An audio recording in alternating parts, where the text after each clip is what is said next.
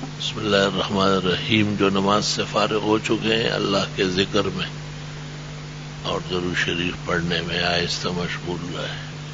الحمدللہ جل وعلا وصلی اللہ وسلم علی رسولہ المصطفیٰ ونبیہ المجتبیٰ وامینہ علی وحی السماء شافع الشفعاء یوم الجزاء وعلى آلہ النجباء واصحابہ الاتقیاء وعلماء امتہ من المفسرین والمحدثین والفقہاء الى یوم الجزاء. اما بعد فاعوذ باللہ من الشیطان الرجیم. بسم اللہ الرحمن الرحیم. یا ایھا الذین آمنوا ادخلوا فی السلم کافۃ ولا تتبعوا خطوات الشیطان انه لکم عدو مبین. وقال اللہ تعالی یا ایھا الذین آمنوا اتقوا اللہ وکونوا مع الصادقین. وقال اللہ سبحانہ وتعالی فقد لبثت فیکم عمرا من قبلہ افلا تعقلون. وقال جل ذکرہ لقد کان لکم فی رسول اللہ اسوۃ حسنہ لمن کان یرجو اللہ والیوم الآخر وذکر اللہ کثیرا. اخرج الشیخان فی صحیحیہما عن ام المؤمنین عائشہ صدیقہ رضی اللہ تعالی عنہا قالت قال رسول اللہ صلی اللہ علیہ وسلم من احدث فی امرنا ما لیس منہ فهو رد.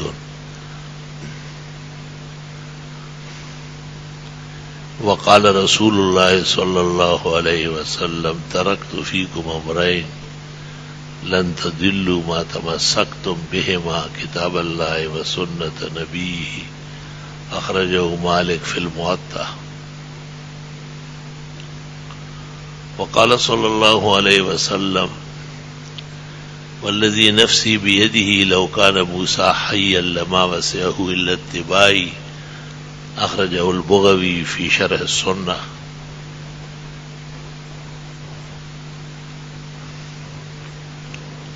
اللہم صل وسلم علی عبدک ورسولک ونبیک ونجیک محمد احمد وعلی آلہ واصحابہ وبارک وصل وسلم علیہ. تعصی الرسول وانت تظہر حبہ ان ھذا لفی الفعال بدیع. لو کان حبک صادقا لاطعتہ ان المحب لمن يحب مطیع. كل من يدعي حب لیلہ ولیلہ لا تقر لهم بذاک. ہر کسی بازن او شد یار من وزدرونی کسن جس اسرار من. تمنا مختصر سی ہے مگر تمہید طولانی. یعنی اس پورے مہینے میں ان آیات اور احادیث اور اس مضمون سے متعلق باتیں رہے گی. خیال ہوا کہ ربیع الاول کے بارے میں کچھ کہنے سے پہلے کچھ آیات کا صرف ترجمہ سنا لوں.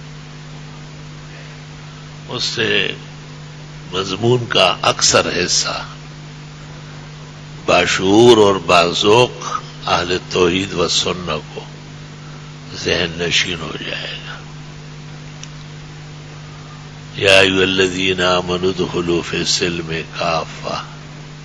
اے ایمان والو اسلام میں پورے کے پورے داخل ہو جاؤ. ولا تتبعوا خطوات الشیطان. شیطان کے قدموں پہ نہ چلو، وہ تمہیں کچھ منواتا ہے کچھ چھڑواتا ہے. انہ لکم عدو مبین. وہ بالکل ظاہر باہر دشمن ہے، اس کی دشمنی کوئی ڈکی چھپی نہیں.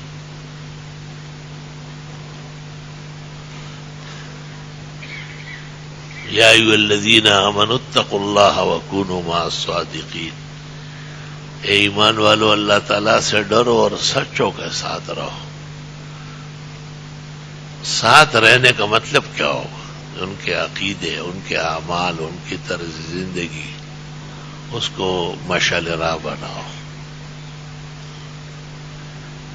پیغمبر صلی اللہ علیہ وسلم کے متعلق حق تعالی نے فرمایا فقد لبثت فیکم عمرا من قبلی، میں نبوت کے دعویٰ کرنے سے پہلے اور قرآن کے نزول سے پہلے بھی تم میں رہا ہوں، زندگی کا ایک حصہ یہاں گزار چکا ہوں. اس وقت تم نے میری سیرت صورت پر کوئی اعتراض نہیں کیا، نہ آپ کو اعتراض کرنے کا موقع ملا. 40 سال تک تم مجھے امین و صادق کہتے تھے، 40 سال بعد میں جھوٹ بولوں وہ بھی خدا پر. افلا تعقلون، عقل سے کام نہیں لیتے.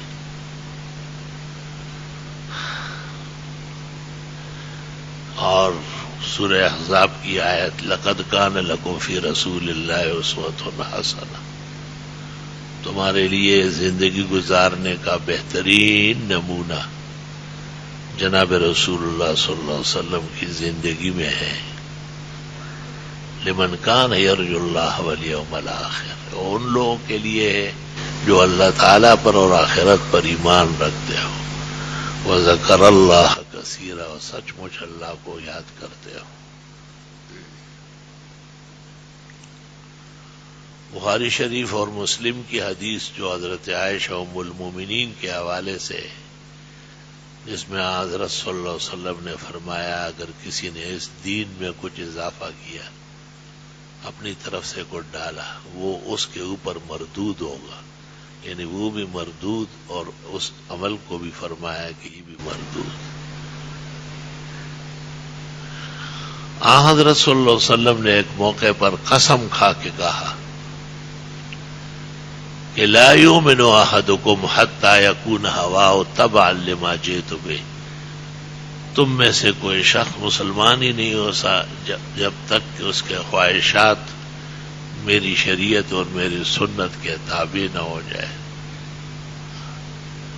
اور فرمایا کہ اگر موسیٰ علیہ السلام آج دنیا میں زندہ ہوتے وہ بھی میرے اتباع فرماتے، اور انہیں بھی اپنی شریعت کے بجائے شریعت محمدی پر فخر ہوتا اور عمل ہوتا، کیونکہ شریعت محمدی تمام انبیاء و مرسلین، اولیاء و متقین کی جامع شریعت.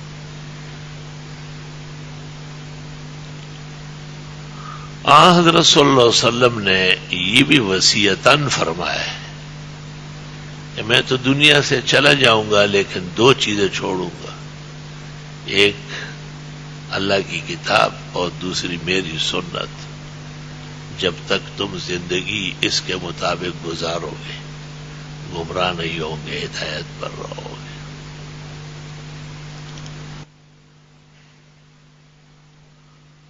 پھر میں نے ایک شعر عربی کا پڑھا ہے کہ آپ دعویٰ بھی کرتے ہیں محبت کا اور خلاف بھی کرتے ہیں.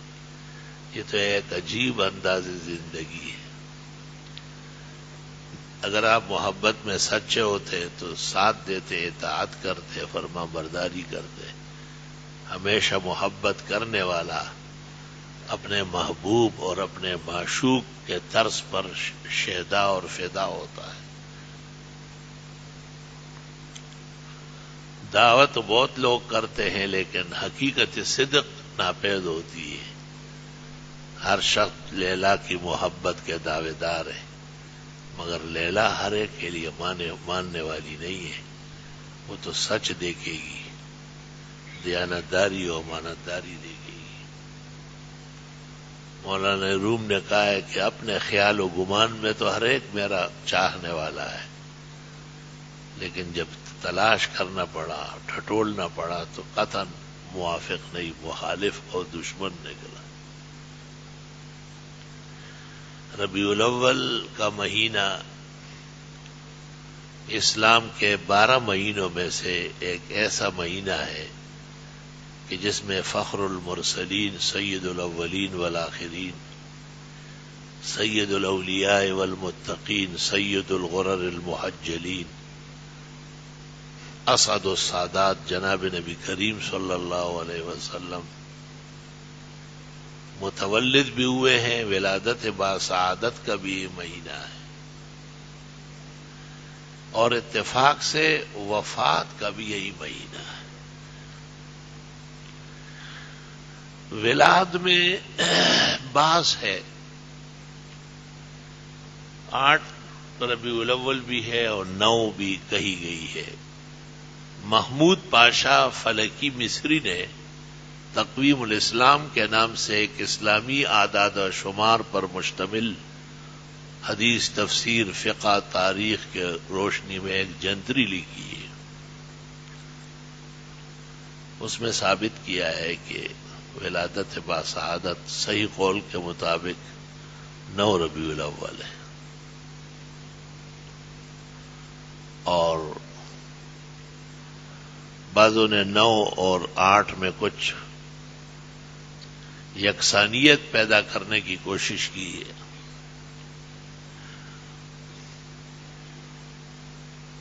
پیرانی پیر شیخ عبد القادر جیلانی نے بھی ایک اور تاریخ بتائی ہے۔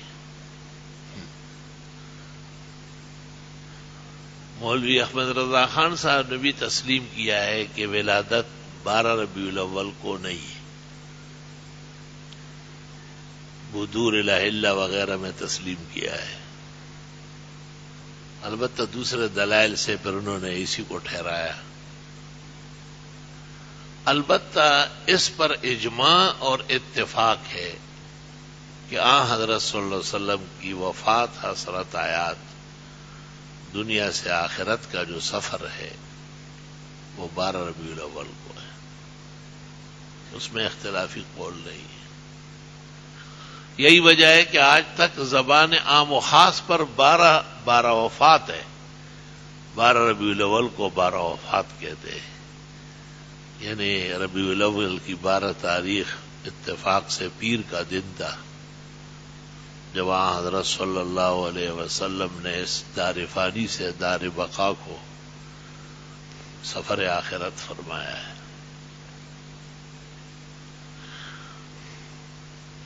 اسلام میں آمد پر تو خوشی ہے،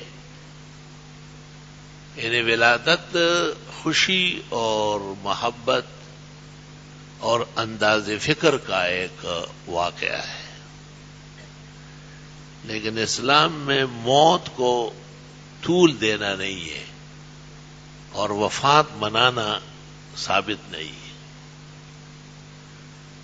اس کی ایک چھوٹی سی مثال دیتا ہوں جس سے اہل علم سمجھ لیں گے کہ دیکھو، جمعے کا دن ہمارے مذہب اور دین کا سب سے بڑا دن ہے ہفتہ بھر میں، اور پیغمبر فرماتے ہیں کہ جو جمعے کی رات مرا یا جمعے کے دن مرا، قیامت تک اس سے عذاب اٹھ جائے گا جب مسلمان ہو اور اسلامی سنت پر مرا ہو۔ لیکن فقہا اور محدثین کا اس پر اجماع ہے کہ تدفین اور جنازہ نماز جمعہ سے پہلے ہونا چاہیے، اور فقہا جو اعلم بمعانی الاحادیث ہے، کما یقول الترمذی، سب سے زیادہ حدیث جاننے والے فقہا ہیں، وہ فرماتے ہیں کہ جمعے کے بعد جمعہ نہیں ملے گا، جمعہ فوت کر دیا گیا، اور لکھا ہے کہ جمعے سے پہلے 10 نمازی ملے اور جمعے کے بعد 10,000 بیکار ہے، اس کی کوئی ضرورت نہیں، کیونکہ جمعے کا دن نبی نے بتایا ہے اور جمعے کا دن نماز پر مکمل ہو جاتا ہے، ختم ہو جاتا ہے۔ فتاوی شام میں تو لکھا ہے کہ وَيُكْرَهُ إِحْبَاسُهَا إِلَى مَا بَعْدَ صَلَاةِ الْجُمْعَةِ لِيَكْثُرَ عَلَيْهَا الْمُصَلُّونَ، اس لیے مکروہ اور نامناسب ہے کہ جمعے کے بعد نمازی بڑھ جائیں گے، اس نمازیوں کے بڑھنے کا جو خیال ہے اس کو کراہیت کی بنیاد بتائی، یہی غلط تصور ہے، غلط خیالات ہیں۔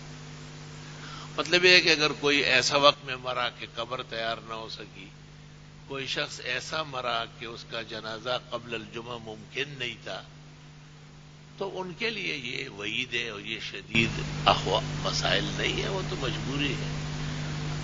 ہر لمحہ، ہر دن، ہر رات، ہر گھڑی مر سکتا ہے اور تدفین ہو سکتی ہے، کوئی ممانعت نہیں ہے، مسئلہ صرف فضیلت کا ہے۔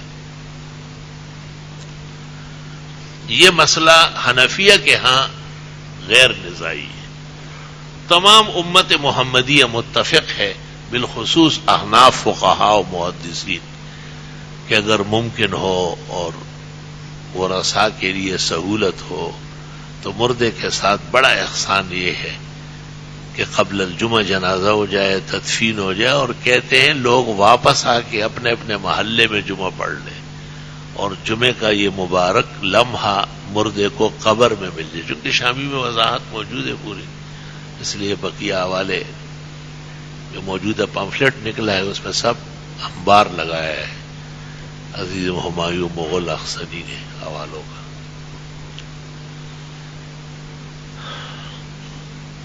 لیکن جمعے کے دن نکاح کے لیے جمعے کے دن عصر کے بعد کا وقت رکھا ہے، ایک لمحہ ہے جمعے کے دن جس میں دعائیں قبول ہوتی، کہتے ہیں وہ لمحہ جمعے کے دن عصر کے بعد ہے۔ مسلم شریف میں اور ترمذی شریف میں ہے کہ ابو ہریرہ رضی اللہ تعالیٰ عنہ جب یہ بیان فرمایا تو عبداللہ ابن سلام نے ان سے کہا کہ کون سا وقت ہوگا؟ کہا جمعے کے دن عصر کے بعد۔ کہا اللہ اکبر، یہی توریت میں لکھا ہوا ہے۔ حیران رہ گیا وہ، کیونکہ وہ توریت کا عالم مسلمان ہوا ہے۔ عبداللہ بن سلام رضی اللہ حیران رہ گیا، دنگ رہ گیا، اور ان کو کہا ہمارے ہاں توریت میں بھی جمعے کے دن عصر کے بعد لکھا ہے کہ یہ گھڑی مستجاب ہے اور یہ قبولیت کی گھڑی ہے۔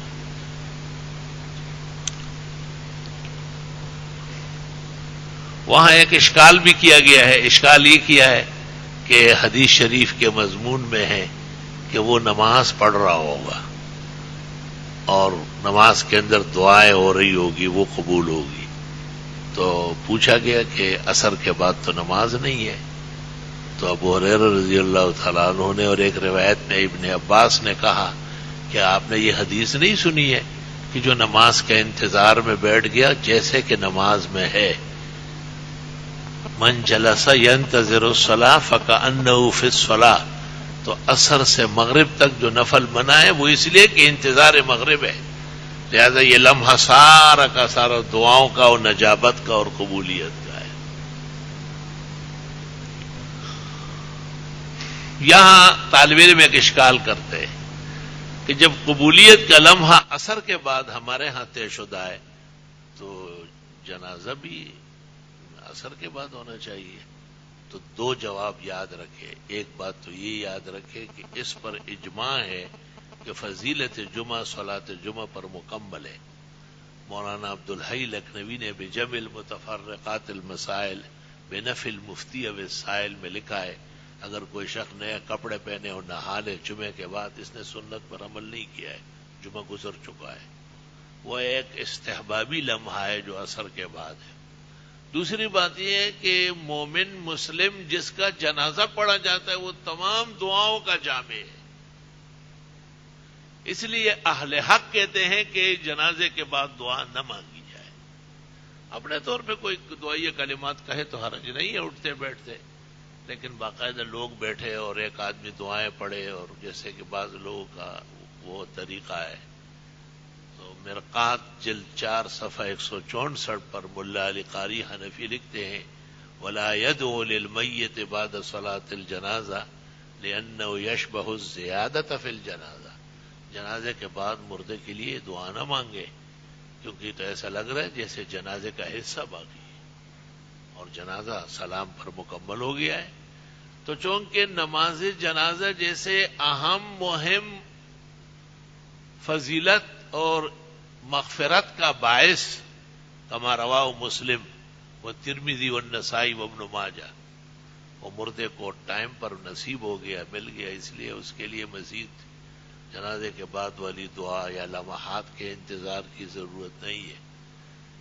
دیکھو چونکہ میت کا مسئلہ تھا تو فرمایا جمعے سے پہلے ہی دفنا دو، واپس آؤ جمعہ پڑھو اور جمعے کا لمحہ اس کو قبر میں گزارنے دو، یہاں تک کہا گیا ہے کہ جو لوگ جمعے سے پہلے تدفین اور جنازے پر قادر ہیں اور وہ پھر بھی ضد اور عناد کی وجہ سے جمعے کے بعد کرتے ہیں، قیامت کے دن وہ مرحوم کے سامنے مسئول ہوں گے، جواب دہ ہوں گے۔ وہ کہے گا کہ آپ نے مجھے جمعے کے بعد رکوایا ہے، حالانکہ جمعے سے پہلے مجھے گزار سکتے تھے آپ۔ دیکھیے افاظات یومیہ حکیم الامت مولانا اشرف علی کی جلد 4 صفحہ 142۔ حضرت لکھتے ہیں جب شریعت نے کہا کہ جمعے سے پہلے تدفین و جنازہ افضل ہے، اب یہ کہنا کہ نماز جمعے کے بعد نمازی بڑھ جائیں گے، نیری ہرز سرائی یعنی بکواس ہے، شریعت کا مذاق اڑانا ہے۔ بس شریعت نے وقت بتا دیا، آپ کیوں اس پر عمل نہیں کر رہے؟ لا الہ الا اللہ۔ تو چونکہ اسلام غم کو نہیں بڑھاتا ہے، غم کو تو ختم کرنا ہے۔ علماء نے منع کیا ہے کہ کوئی میت ہو چکی ہے، لوگ آ رہے ہیں اور پر رلانے والی باتیں کر رہے ہیں، وہ رو رہے ہیں، یہ رو رہے ہیں، اس کا کیا فائدہ؟ حق راستہ ہے، کوئی بستر پہ جاتا ہے، کوئی سفر پہ جاتا ہے، کوئی پانی میں جاتا ہے، کوئی آگ میں جاتا ہے، جانا ہے۔ جو یہاں آیا ہے اس نے یہاں سے جانا ہے۔ اللہ سے خیر مانگنی ہے کہ اللہ الہی عاقبت محمود گرداں، آخری لمحہ ایمان کا نصیب فرما، اور وہ قیمتی و بیش بہا سفر جس کا سرمایہ وہ ایمانیات ہے، لا تموتن الا وانتم مسلمون، وہ اصل ہے۔ اللہ اب اس پر بھی فقہاء نے بحث کی ہے کہ یہ جو لوگ آتے کہتے دعا بہو کو دعا بہو کو دعا بہو کو، دا غم زیادہ ہی ہو کا کمائی، سرحد والا وہی دا غم کمائی آئی لگیا جی ورمان خواہ، اور یہاں تو نہیں جانتے ہیں بالکل، یہاں تو ایسے چلے جاتے کہتے بڑا افسوس ہوا۔ افسوس کیا ہوا؟ اللہ کے خلاف جلوس نکالنا ہے کیا؟ اب بڑا افسوس ہوا جی، آئی ہم ساری بھائی ہاتھ اٹھا لے، دعا مانگے، ایک دفعہ تو مانگے۔ اور جو لوگ پہلے نہیں آئے ہیں ان کے لیے تو بالاتفاق دعا کرنا مرحوم کے لیے سنت ہے۔ حضرت الاستاد مولانا یوسف بنوری فوت ہوئے تھے، فقیہ الامہ محمود الملت والدین، مفتی اعظم اسلام مولانا مفتی محمود صاحب مصر قاہرہ میں تھے۔ جب واپس آئے قبر پر دعا اس طرح مانگ رہے تھے یوں، اور جہان بھر کی دعائیں پڑھی۔ بخاری شریف غزوہ اوطاس میں ثابت ہے کہ میت کے لیے جو دعا ہو برفع الیدین، ہاتھ اٹھا کے ہونا چاہیے۔ شاہ اسحاق نے 40 میں لکھا ہے کہ ہاتھ اٹھانا نہ اٹھانے سے بہتر ہے، ہاتھ اٹھا کے دعا مانگ۔ ہم حیران ہیں کہ اہل حق جماعت علماء دیوبند یہ کیوں ہاتھ اٹھانے کو معیوب سمجھتے ہیں۔ یہاں کراچی میں ایک بڑے عالم دین کا فقیہ اور مفتی کا انتقال ہوا تھا۔ میں جا رہا تھا تو مجھ سے مولانا شیر علی شاہ سے استاد اللہ رب العجم نے پوچھا کہ سنگا چل بلاس پوچھتا ہوں کہ نا ادھر آرامیان خونوں چاہتے میں کوڑا ہٹک میں نوشہرہ اور پشاور میں آپ کیا کرتے ہیں؟ کہ اٹھاتے ہیں۔ میں نے کہا یہ کیا چیز ہے؟ دادی سو میں زبا اجتا ہوں داس۔ تو میں نے وہاں جا کے کہا کہ غزوہ اوطاس میں ابو عامر اشعری کے شہادت پر جب ابو موسیٰ اشعری نے بتایا کہ حضرت آپ سے دعا کی درخواست کی تو آپ نے باقاعدہ پانی منگوایا اور وضو فرمایا اور ثم رفع یدیہ وقال اللہم اغفر لہ، ہاتھ اٹھا کر کے دعا مانگی۔ اور وہاں شراء حدیث کہتے وفیہ دلیل اللہ ان رفع الایدی فی الدعاء فی التعزیہ مستحسن و مستحب۔ خیر یہ بات لمبی ہو رہی، اس پر مستقل ایک جواب آ رہا ہے ہمارا تعزیت کے آداب کے نام سے، یا تعزیت کے حسین آداب، اس میں سب بات ہو جائے گی۔ مسئلہ صرف اتنا عرض کرنا ہے کہ چونکہ ربیع الاول میں فخر المرسلین النبی الخاتم والمختم صلی اللہ علیہ وسلم متولد بھی ہوئے ہیں اور متوفی بھی ہوئے ہیں، آپ کی ولادت بھی اس مہینے میں ہے اور وفات بھی. شرعاً ولادت باعث تشکر ہے اور وفات منانا یا اس کے رسوم بجا لانا اور اسے طول دینا پسند نہیں کیا گیا ہے.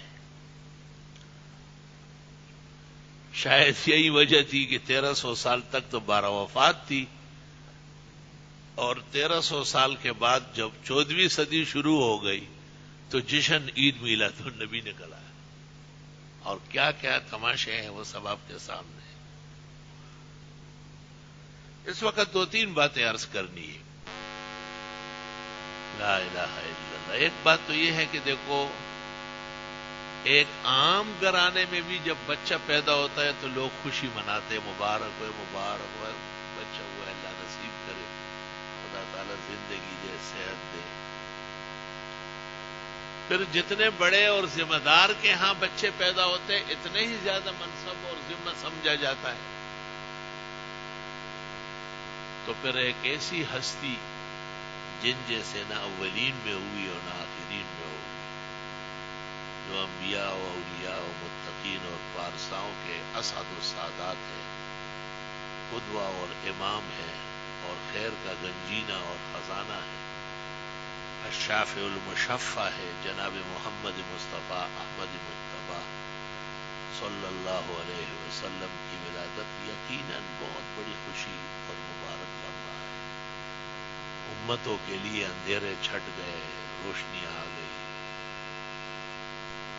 اللہ اکبر. فرق صرف اتنا ہے کہ آیا میلاد کے عنوان سے یا پیغمبر کی سیرت و صورت کے عنوان سے منانا ہے یا اپنے آپ کو اس کے مطابق بنانا ہے. بس یہ فرق. کچھ لوگوں نے منانے کو اصل سمجھ لیا. ان کے نزدیک نہ داڑھی رکھنا کوئی ضروری ہے، نہ نمازوں کی پابندی ضروری ہے، نہ جماعت ہونا چاہیے.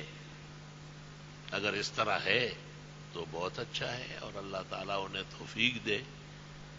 لیکن ہم تو یہ سمجھتے ہیں کہ نہیں، وہ منانے کو ہی اصل سمجھے ہوئے، جبکہ پیغمبر منانے کے لیے نہیں بلکہ امتوں کو ان کے مطابق اپنے آپ کو بنانے کے لیے اللہ تعالیٰ نے رسول و نبی کو بھیجا ہے. اختلاف جشنوں کا، اختلاف کمکموں کا، ان چراغاں کا نہیں ہے. اختلاف یہ ہے کہ منانا ہے یا اپنے آپ کو اس کے مطابق بنانا ہے. وہ ایک جماعت میرے پاس آئی، میں نے کہا کیا کرتے ہو تم لوگ؟ انہوں نے کہا ہم سنتیں بیان کرتے. میں نے کہا اس دفعہ رائیونڈ کے اجتماع میں جتنی سنتیں بیان ہوئی وہ مجھے سناؤ. مجھے بھی ضرورت ہے، مجھے سنت چاہیے پیغمبر کی.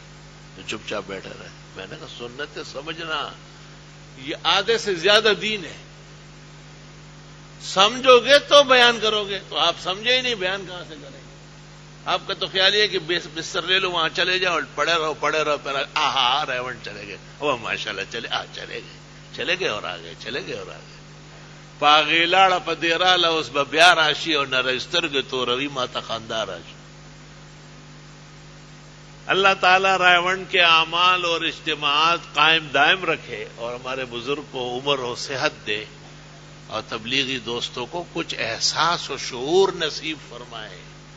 صرف بدعتی ملزم نہیں ہے، یہ اہل حق سے بھی کچھ گلا. مجھے تو گلا ہے اس میر انجم سے.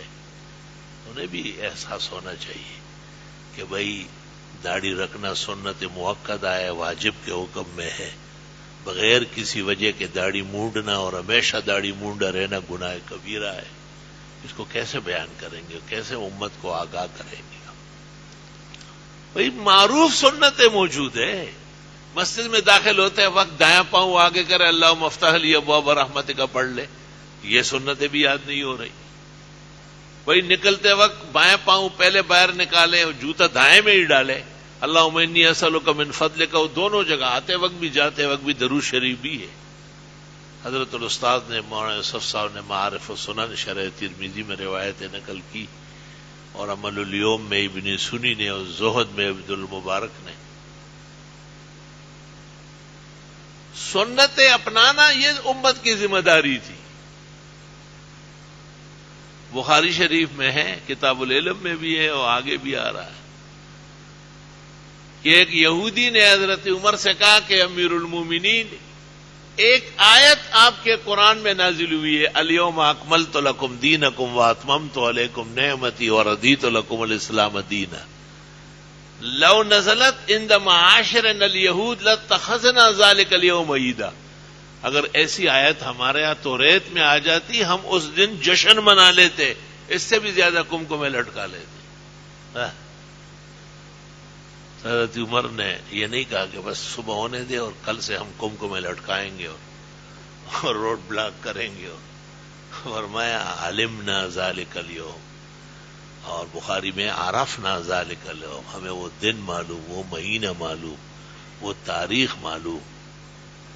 پیغمبر صلی اللہ علیہ وسلم اپنی سواری پر تھے، عرفات کا میدان تھا اور یہ آیت نازل ہوئی. میں نے طالب علموں کو کہا، میں نے کہا دیکھو علمنا عرفنا، علم سے منانا اور معرفت سے منانا، یہ صحابہ اور اہل سنت کی سنت ہے. اور جشن کا رنگ دینا اور معنویت اور روح اور جامعیت جس کا امت مسلمہ جن اور انس اس وقت سے لے کے قیامت تک پابند ہے کہ اپنی زندگی جناب رسول اللہ صلی اللہ علیہ وسلم کے آئین حیات کے مطابق بنا لے، مشعل راہ اس کو بنا لے، اس کا امت پابند ہے. اب آپ ان آیات پر غور کریں جس میں اللہ فرماتے یا ایھا الذین آمنوا ادخلوا فی السلم کافہ، اے ایمان والو اسلام میں پورے کے پورے آ جاؤ، آدھا ادھر آدھا ادھر. آسان دین پر بڑا عمل ہو رہا ہے، مشکل دین کے لیے تیار نہیں ہے. قرآن کریم میں اللہ نے یہود کی مذمت کی ہے، افتؤمنون ببعض الکتاب وتکفرون ببعض، کچھ مانتے ہو کچھ نہیں مانتے ہو. فما جزاء من يفعل ذلك منكم الا خزي في الحیاة الدنیا ویوم القیامة یردون الى اشد العذاب. دنیا میں رسوا ہو جاؤ گے اور آخرت میں سخت عذاب کے مستوجب ہو جاؤ. اللہ یا ایھا الذین آمنوا اتقوا اللہ وکونوا مع الصادقین، اے ایمان والو اللہ سے ڈرو، سچوں کے ساتھ ہو جاؤ.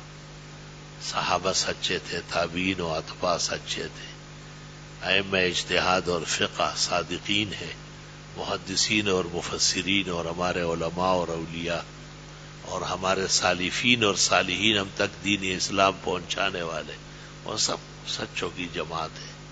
اللہ نے ان کا دامن بدعات سے اور اضافات سے اور دین میں زیادت کرنے سے محفوظ فرمایا تھا. ان کی پیروی ضروری ہے. اور پیغمبر کی زندگی کوئی ڈکی چھپی زندگی ہے. فقط لبثت فیکم عمرا من قبلی، اس دعوی نبوت اور نزول قرآن سے پہلے بھی میں یہاں رہا ہوں. آپ مکہ میں 40 سال رہے، وحی کے بعد 13 سال رہے، 10 سال مدینہ منورہ میں. اس 40 سالہ زندگی کو انہوں نے اپنے لیے سند بنایا مشرکین نے، اور وہ اپنے مشرکانہ زبان اور اپنے انداز سے بھی آپ کی حیات مبارکہ پر حرف گیر نہیں تھے، کوئی اعتراض نہیں کرتے تھے. آپ کو امین و صادق کہتے تھے. واقعات سب معلوم ہے آپ کو. کچھ تو عقل سے کام لو نا. لقد کان لکم فی رسول اللہ اسوۃ حسنہ، تمہارے لیے اللہ کے رسول کی زندگی میں زندگی گزارنے کا نمونہ بہترین موجود ہے. لیکن یہ ہر ایک کو نصیب نہیں ہوگا. لمن کان یرجو اللہ والیوم الآخر، جو اللہ و آخرت پر ایمان رکھتا ہو وہ اس بات کا خیال رکھے گا کہ میں سنت کا متبع رہوں اور مجھ سے کسی قسم کی بدعت نہ ہو جائے، بے دینی نہ ہو جائے. وذکر اللہ کثیرا، اور اللہ کو بہت یاد کرتا ہو. طالب علم نقطہ یاد رکھے، فخر رازی نے تفسیر کبیر میں اس جگہ لکھا ہے وذکر اللہ کثیرا کا مطلب یہ کہ پوری زندگی اور ہر جگہ سنت کو یاد رکھے. بھئی جوتا پہنتے وقت دائیں میں پہلے پہننا ہے اور اتارتے وقت بائیں سے پہلے اتارنا ہے. یہ صرف مسجد کے لیے نہیں، ہمیشہ جب بھی آپ جوتا یا موزہ پہنیں گے تو پہنتے وقت دایاں مقدم ہے اور اتارتے وقت بایاں مقدم ہے، تاکہ دائیں کو دیر تک حفاظت رہے۔ اب دیکھو ایک آدمی مسجد آ رہا ہے، آپ نے اس کو کہا کہ سنت کے مطابق جوتے اتارتے ہیں، پہلے بائیں سے اتارا اور نیچے رکھا، اور پھر دائیں سے اتارا اور مسجد میں داخل کیا۔ وہ آپ سے پوچھتا ہے اس میں کیا ہے نکتہ ہے کہ مجھ سے پاؤں اتروا کے نیچے رکھوایا، کیونکہ بائیں پیر سے جوتا پہلے اتارا نا، اور بائیں پیر تو مسجد میں داخل نہیں کرنا ہے، پہلے دائیں داخل کرنا ہے۔ آپ سے پوچھ رہا ہے، اب آپ یہ جواب آپ اس طرح دیں گے کہ اس میں اب ابدیت ہے، بندگی ہے، اور آپ جیسے جوتا اتار کر ڈس مسجد کے اندر یوں داخل ہو جائے، یہ فرعونیت ہے، یہ غلط اور متکبرین کا طریقہ ہے۔ اللہ فرماتے ہیں اسی مٹی سے پیدا ہو، یہی تم نے جانا ہے، اس سے زیادہ نفرت نہیں کر سکتے، دور نہیں رہ سکتے آپ۔ اس لیے کہتے ہیں کھانا نیچے لگا کے کھاؤ تاکہ آپ کو یاد رہے۔ ہمارے یہاں کے لوگ کہتے ہیں نا کہ بندہ بند بندہ بند، بندہ بننا بہت بڑی بات ہے۔ بن کے بندہ جو اسے دل سے صدا دیتا ہے، اس کا ہر کام خدا جلد بنا دیتا ہے۔ تو دیکھو آپ کی اس محنت سے کہ ایک مومن مسلم کو آپ نے کہا جوتا پہنتے وقت یا موزہ جرابہ پہنتے وقت دایاں پہلے اور اتارتے وقت بایاں پہلے، یہ آسان کام نہیں ہے۔ آپ دیکھیں ذرا جب لوگ آتے دل دکھ جائے گا، قلب میں سوز نہیں، روح میں احساس نہیں، کچھ بھی پیغام محمد کا تمہیں پاس نہیں۔ اور امام بخاری نے کتاب اللباس میں اس پر باب قائم کیا ہے کہ یہ باب ہے کہ پہنتے وقت دایاں پہلے ہو اور اتارتے وقت بایاں پہلے ہو۔ اور علماء جانتے ہیں کہ وہ من سنی البخاری اذا اراد ان یشیر الی اصح ما فی الباب یبوب علیہ۔ امام بخاری کی انداز تصنیف ہے کہ جس حدیث کی بہت زیادہ صحت کے قائل ہو تو باب و فلاں باب و فلاں باب و فلاں، اس پر باب منعقد کرتے ہیں بتانے کے لیے کہ اسلام کی بنیادی تعلیمات۔ اللہ اکبر و کبیرہ۔ بھئی لوگ کہتے ہیں کہ آخر پیغمبر سے محبت ہی تو ہے، اور محبت کی وجہ سے یہ سارا شور شرابہ ہو رہا ہے۔ تو اسلام کے مرکز موجود ہے مکہ اور مدینہ، اور وہ اسلام کے مرکز ہے، پوری دنیا کا اسلام ان کے سامنے ٹمٹما رہا ہے، وہ اصل دین پر قائم ہے الحمدللہ۔ وہاں اس قسم کا کوئی پروگرام موجود نہیں ہے، نہ پہلے اور نہ اب اور نہ آئندہ۔ اللہ کے نبی نے دعا کی ہے خدایا میری قبر کو بت نہ بنائے، اور آپ نے یہ بھی دعا فرمائی ہے کہ قیامت تک سب جگہوں سے ایمان ختم ہو جائے گا لیکن مدینہ میں ایمان موجود ہوگا۔ ان کے ایمان کی قوت کی بھی آپ نے بشارت دی ہے، والحمدللہ علی ھذا۔ اللہ تعالیٰ کا اس پر بھی شکر کرے کہ حرمین شریفین اہل حق کے پاس ہے۔ اللہ تعالیٰ کا اس پر بھی شکر بجا لائے کہ ہم اور آپ اہل حق ہیں، اور اللہ تعالیٰ کا یہ بھی شکر بجا لائے کہ ہمیں محبت اور اعمال کی توفیق اور رضا الہی کے ساتھ حرمین شریفین کبھی حج کے لیے، کبھی عمرے کے لیے، کبھی زیارت کے لیے نصیب ہوتے ہیں۔ اللہ تعالیٰ ہمیشہ نصیب فرمائے۔ لوگ کن کن تکلیفوں میں، پریشانیوں میں، وہ ایک ظالم کا بیان نہیں آیا تھا کہ عنقریب مدینہ منورہ کو ہم خون میں نہلا دیں گے، تو یہ ایسے لوگ بھی مسلمان کہلائیں گے جو مدینے کو خون میں نہلاتے ہیں۔ بخاری شریف فضائل مدینہ میں ہے کہ جس نے حرمین والوں کو ڈرانے کی کوشش کی وہ ایسا پگھل جائے گا جیسے پانی میں نمک پگھلتا ہے، پوری دنیا سے اس کی عزت ختم ہو جائے گی۔ ہمارے استاذ محدث العالم شارح البخاری و ترمذی حضرت مولانا یوسف صاحب بنوری فرماتے تھے وہاں کا ایک گاڑی کا ڈرائیور بھی یہاں کے اولیاء سے بڑے مقام کا ہے۔ اور میں نے ایک دفعہ دیکھا جب عراق اور سعودی جنگ چھڑی تھی کویت کی وجہ سے، تو ان دنوں میں ہمارا جانا ہوا اور بہت سراسیمگی تھی وہاں. تو ایک ٹیکسی ڈرائیور سے میں نے پوچھا کیا معاملہ پیش آیا. اس نے کہا مصیبت بڑی تھی مگر حرمین کی برکت سے اللہ نے وہ ہٹا لیا. میں نے منصور کو کہا ایسا ہمارے ملک کا بڑا مولوی بھی ایسے جواب نہیں دے سکتا. یہ ٹیکسی ڈرائیور تھے. اس نے کہا واللہ کانت مصیبہ کبرا ولکن دفعها اللہ عنا ببرکت الحرمین. مصیبت بہت بڑی تھی, بہت تکلیف تھی, مگر اللہ تعالیٰ نے حرمین کی وجہ سے ہمیں معاف فرمایا اور ہمیں محفوظ فرمایا. میں نے کتابوں میں دیکھا ہے جو ان سے محبت کرے وہ بھی ہمیشہ محفوظ ہوگا, اور جو ان سے دشمنی ہو بغض اکو بکو سندر بکو لڑے گا وہ ہمیشہ غم میں, گھٹن میں, زوال میں, پستی میں, لعنتوں میں ڈوبا رہے. اعاذنا اللہ منہا وإیاکم.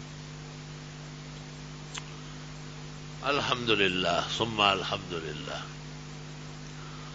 بخاری شریف میں جب کتاب الطہارت کتاب الوضو ختم ہو رہی ہے تو ایک دعا حضرت نے بتائی برائے ابن عازب کہ جب رات کو سونے لگو, مبارک رات ہے, یہ بھی سن لو ذرا اور اس پر عمل بھی کرو. تو وضو کر لو اور ایسا اچھا وضو کرو جیسے نماز کے لیے کرتے ہو. تسلی سے آدمی وضو کرتا ہے نا. پھر دائیں کروٹ پر لیٹ جاؤ اور پھر کہو اللہم اسلمت وجہی الیک وفوضت امری الیک والجأت ظہری الیک رغبتا ورہبتا الیک لا ملجا ولا منجا منک الا الیک آمنت بکتابک الذی انزلت وبنبیک الذی ارسلت فإن مت من تلك الليلة مت على الفطرة وجعلهن آخر ما تتكلم به. یہ دعا اخیر میں رات کو سوتے وقت بستر پر باوضو پڑھ لیں اور بس انہیں دعا پر اختتام کر لیں, اس کے بعد بات چیت نہ کریں. حضرت برائے ابن عازب کہتے ہیں کہ میں نے حضرت کو سنایا کہ حضرت یہ الفاظ پڑھ کر سناتا ہوں کہ مجھے یاد صحیح ہو گئے ہیں. اب جو آدمی عمل کرے گا تو یاد کرے گا نا. تو کہا میں نے پڑھا کہ اللہم اسلمت وجہی الیک وفوضت امری الیک والجأت ظہری الیک رغبتا ورہبتا الیک لا ملجا ولا منجا منک الا الیک. حضرت سن رہا ہے. آمنت بکتابک الذی انزلت وبنبیک کی جگہ انہوں نے پڑھا وبرسولک, حالانکہ رسول کا مقام نبی سے بڑھ کر ہے قاعدے میں. حضرت نے کہا لا, میں نے آپ کو اس طرح تھوڑا ہی کہا, میں نے تو کہا تھا وبنبیک. تو صحابہ کو تو ایک لفظ بدلنے کی اجازت نہیں ملی, اور یار لوگوں نے کیا تماشے بنائے ہوئے. صحیح شعر مولانا روم نے کہا ہے کہ محبت کے دعوے دار بہت ہے لیکن جب ترازو میں محبت ڈالیں گے تو سچے بہت کم نکلیں گے. تو یہ دعا بھی یاد کر لو. آپ سچی سیرت کو اپنانے کی کوشش کریں. ہمارا ایمان یہ ہے کہ دنیا کے اندر ہدایت اور ہدایت پر ثابت قدمی اور آخرت کی نجات اور جنت الفردوس کا داخلہ جناب رسول اللہ صلی اللہ علیہ وسلم کی مبارک زندگی کے مطابق رہنے سہنے میں ہے. تو آسان دعا ہو جائے گی, ورنہ یہاں جنید یا اور لوگ ہوں گے انہوں نے نیٹ کے ذریعے ٹھیک کی ہوگی, جس میں آپ رات کو باوضو سوئے اور بہترین وضو کرے, معمول بنائے, اور پھر یہ پڑھے اللہم اسلمت وجہی الیک, خدایا میں اپنے آپ کو آپ کے سپرد کرتا ہوں, وفوضت امری الیک, اپنے معاملات آپ کے حوالے کرتا ہوں. بڑے معاملے نظام ہوتا ہے انسان کا جب سوتا ہے. والجأت ظہری الیک, میرا سہارا بھی صرف آپ ہے. لا ملجا ولا منجا منک, نہ نجات کی جگہ ہے نہ بچنے کی جگہ ہے, صرف آپ ہی دیں گے. آمنت بکتابک الذی انزلت, میرا ایمان ہے اس کتاب پر جسے آپ نے اتارا. وبنبیک الذی ارسلت, اور اس پیغمبر اور نبی پر جس کو آپ نے رسول بنا کے بھیجا. اگر یہ دعائیں پڑھ کر کے رات کو, موت تو برحق ہے, اس کے بعد موت آئی تو ایمان پر موت آئے گی. اللہ اکبر, کتنی بڑی بشارت ہے. اور فرمایا وجعلہن آخر ما تتکلم بہ, یہ آخری کلمات بنا لو. وظائف اور پاک کلموں کے بعد ضرورت کیا ہے باتیں کرنے کی؟ باتیں کرنے کے بعد پڑھ لو نا. یہ بھی مبارک رات لیلۃ الجمعہ ہے، کل مبارک دن ہے جمعہ. اللہ ہمارے ملک پاکستان کو پھر تعطیل جمعہ نصیب فرمائے اور اتوار کا منحوس دن ہٹا لے، اور اس کی جگہ وہ عزت اور تکریم اور لوگوں کے آرام اور راحت اور عید کا جو سما ہے چھٹی کا، وہ اللہ جمعے جیسے محترم دن کو نصیب فرمائے. حضرت فاطمہ الزہرا نے جو غلام مانگے اور کنیز مانگے تو ان کو بھی عمل دیا. رات کو سوتے وقت 33 مرتبہ سبحان اللہ اور 34 مرتبہ اللہ اکبر اور 33 مرتبہ الحمدللہ پڑھو، اور فرمایا بیٹی یہ غلام اور کنیزوں سے بہتر ہے. میں نے عرض کیا تھا کہ غلام و کنیزوں سے تو جسم کو راحت ہے اور تسبیحات سے روح و ایمان کو فائدہ ہے. غلام و کنیز تو آج ہیں، کل نہیں ہوں گے. ہم خود نہیں ہوں گے تو غلام کنیز کیا ہوں گے؟ لیکن تسبیحات کا فائدہ دونوں جہانوں میں ہوگا. پھر جس طرح عالم اسباب میں نوکر چاکر غلام کنیز سے آرام ملتا ہے، اس طرح عالم ارواح میں اجر اور ثواب تسبیحات و تحمیدات و تکبیرات سے مومن و مسلم کا مقام بلند و برتر ہوتا ہے. اور آخری گزارش یہ اکثر کرتا ہوں کہ دیکھو یہ تسبیحات ہم ایسے ٹوٹے پوٹے پڑھتے ہیں نا، تو ہم جب کبھی جاتے ہیں تو کتنے لوگ جوتے اٹھانے کھڑے ہوتے ہیں. ہمارا تو مزاج نہیں ہے ہاتھ ملانا، ورنہ ہاتھ ملانے والے تو غریب. مجھے ڈر ہے کہ ان کے بارے میں مجھ سے پوچھا نہ جائے کہ لوگ ایسے ہی امنگیں لے کے آتے تھے اور ایسے تڑپتے تھے، اور آپ کہتے ہیں نہیں نہیں نہیں بس جاؤ. ہاں در سخن مخفی شدم چوبوئے گل در برگ گل، ہر کی دیدن میل دارد در سخن بیند مرا. بھئی 5 نمازیں تقریباً خود پڑھاتا ہوں الحمدللہ، فجر سے لے کے عشاء تک. ہر نماز میں تفصیل سے بیٹھا رہتا ہوں. کچھ نمازوں میں جب مناسب ہوا تو کچھ نہ کچھ عرض کرتا ہوں. مسلمانوں کا حق ہے کہ ان کی اصلاح عقیدہ اور اصلاح عمل کی بات کی جائے. تو یہ آپ کے لیے کافی نہیں ہے؟ میرے 2 چھوٹے چھوٹے ہاتھ ہیں، کس کس سے ملاؤں؟ لوگ کہتے ہیں نفرت ہے. نفرت نہیں، بہت محبت ہے، لیکن گلے ملنے کی ہمت نہیں ہے اور مسافے سے میری تسلی نہیں. اور پھر بیماریاں تکالیف سب آپ کو معلوم ہے. وہ دن بھی آپ دیکھتے ہیں جب سامنے بیٹھا رہتا ہوں وہیں سے نماز پڑھتا ہوں. تو 40 سال جو میں نے یہ امامت و ممبر و محراب پالا اس دن کے لیے کہ میں وہاں پڑھوں گا، لیکن اس وقت آکسیجن ایسا ختم ہو چکا ہوتا ہے، اور بعض اوقات تو آکسیجن لگا کر کے نماز پڑھنی ہوتی.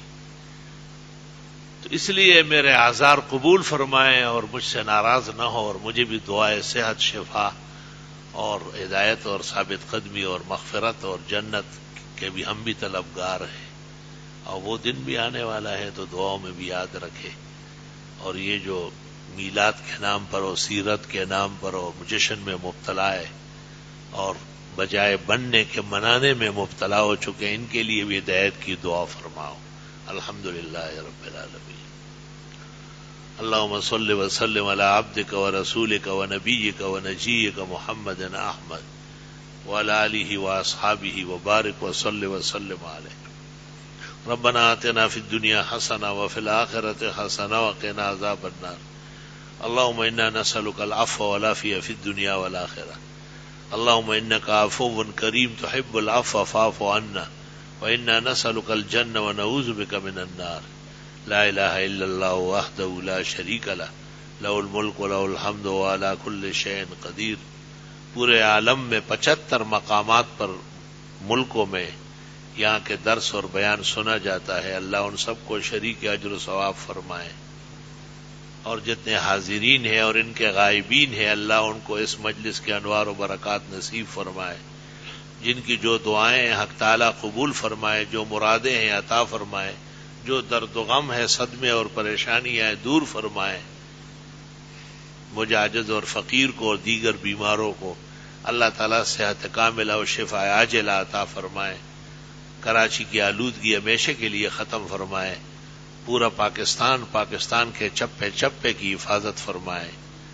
اور یہ مہینہ بھی اور مہینوں کی طرح خیر و برکت سے گزرے، شکر و انعامات سے گزرے، اللہ کے ہاں سے اجر و ثواب سے گزرے، بدعات سے، خرافات سے، دین میں زیادات اور اضافات کے ناپسندیدہ حرکات سے اللہ امت مسلمہ کو محفوظ فرمائے، بلاد عرب کی اللہ حفاظت فرمائے، حرمین شریفین تا قیامت محفوظ و مامون فرمائے، وہاں کی خادم اسلامی موحد متسنن حکومت کو دیر تک سلامتی اور دوام سلامتی نصیب فرمائے۔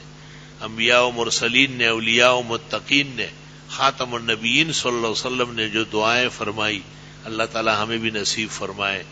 جتنی پناہیں مانگی تکالیف سے، مصائب سے، شدائد سے، محن سے، فتن سے، ما ظہر منہا و ما بطن سے، عذابوں سے، گرانیوں سے، دونوں جانوں کے رسوائیوں سے اللہ ہمیں بھی محفوظ فرمائے، مامون فرمائے۔ اللہم علیک التکلان وانت المستعان، سبحان ربک رب العزت عما یصفون وسلام علی المرسلین والحمد للہ رب العالمین وصلی اللہ تعالی